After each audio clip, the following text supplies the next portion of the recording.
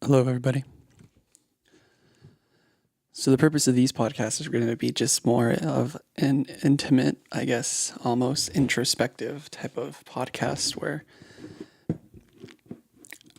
I kind of want to talk about what's maybe the top stories that are kind of going on in my small world, but basically it encompasses what's going on throughout the nation and what my opinions are, my stupid opinions. But I mean, everybody should have an opinion. Everybody should kind of at least look at these things and kind of at least know a little bit about what's going on in the world. And I guess my ultimate goal is to try to have some type of insight, or maybe just kind of show people what my opinion and what's going on in the world, and kind of see what's happening. And yeah, I guess more, I don't know, introspective, more personal podcast minute, little moments, little nuggets, hopefully.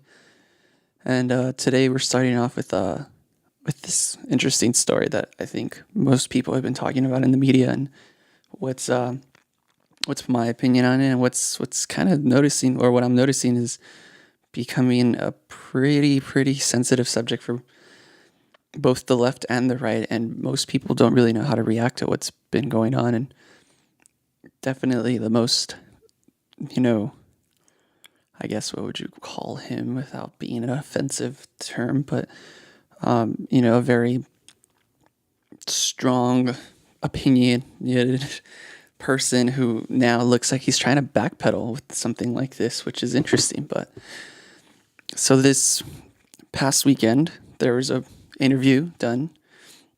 I think it was an ABC reporter with Donald Trump. I forget his name, but and the question of the Khan family came up to mind. And quick little recap on what happened there. So on Thursday, in the DNC convention, Kaiser Khan was speaking about his son in Iraq who died 12 years ago.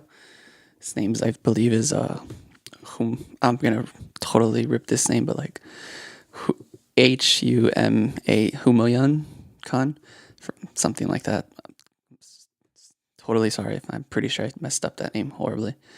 But so basically his, Muslim family, successful immigrants, who were living the American dream. And then his son, who's basically,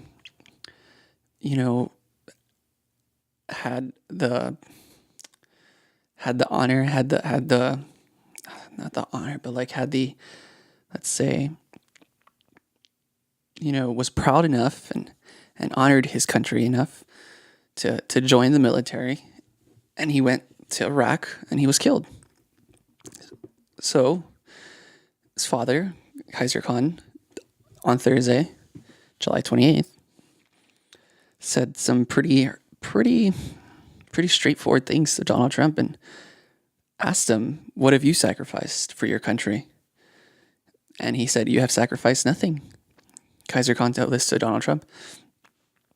And he also, I think the more now popular moment of that speech is, have you even read the Constitution? Because if you have not heard, there has been moments, sound bites, I guess, or stories, countless stories made of Donald Trump's remarks when it comes to Muslim immigrants coming into the United States. His opinion is that we have to not let any Muslim immigrants come into the United States anymore because all of them are part of ISIS, in his opinion, which is ludicrous, but that's what he believes in. And everybody is entitled to their beliefs, but this man is also running for the highest position in office in the United States, and his opinions are completely against the Constitution. And I think that's why Kaiser Khan tells him, "Donald Trump, have you even read the Constitution? The freedom of religion," right? I think we all know this.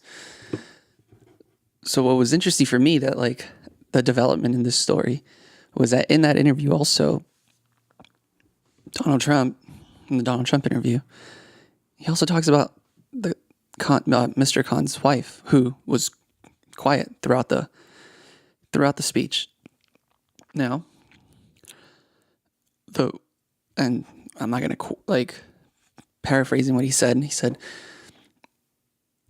Donald Trump saying this, that for some reason or another, she was quiet. Now, I'm not sure if she was not allowed to speak or why. A lot of people are saying this, a lot of people, which I don't know what people, I'm pretty sure people were saying this, but they didn't say it.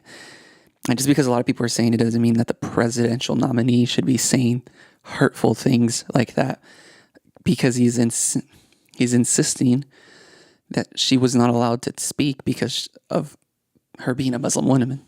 And I guess in this patriarchal Muslim religion, women are not allowed to speak. So this happens on Monday, of course, or I think, again, over the weekend, probably Sunday or Monday, like, beginning of the week, she comes back, Mrs. Khan, and she says, how can you believe that that's the reason why I stood quiet? Because of my religion. She doesn't like seeing images of her son who died. This is her son who served his country, who gave up his life for his country, and this presidential nominee is still finding a way to criticize her, which it baffled me. But I mean, this is the political climate that we're in now, right? Like, I mean, this is what's going on with him. Like, for some reason or another, there's nothing that could really shock us from Donald Trump anymore.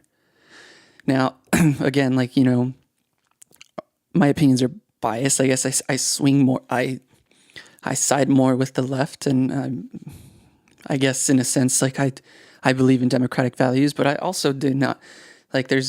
I don't just hate on a person who's a Republican just because they're a Republican. I try to find common ground with any person, and that's, as a regular citizen that I am, that's what you try to do. You find common ground. You don't criticize, especially you do not criticize a woman who have a dying son who is clearly grieving, not being quiet because of her religion.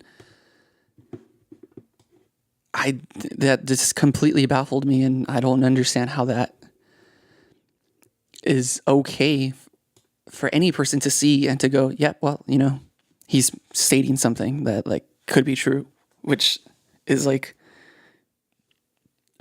we all know. I mean, there is issues when it comes to, with any religion, there's issues, right?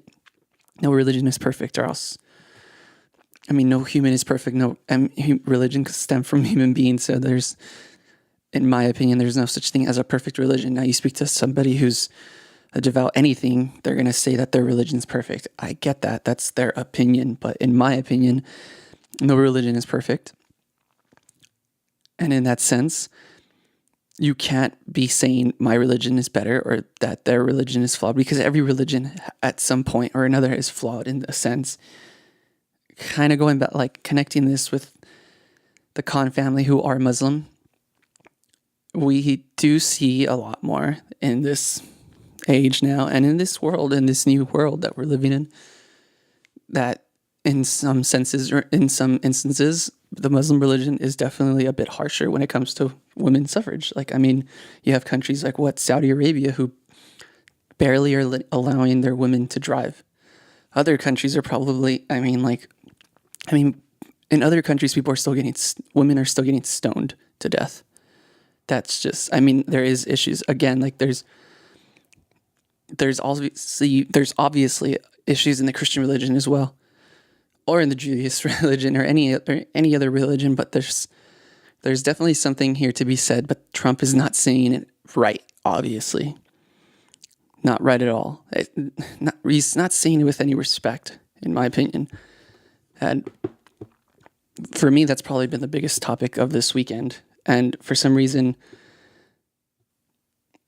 we're not seeing this as in, we're picking a side of like, oh, if you're a Republican, you have to be on his side on this, which I don't understand why.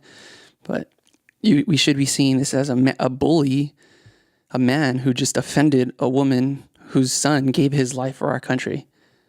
It's that simple.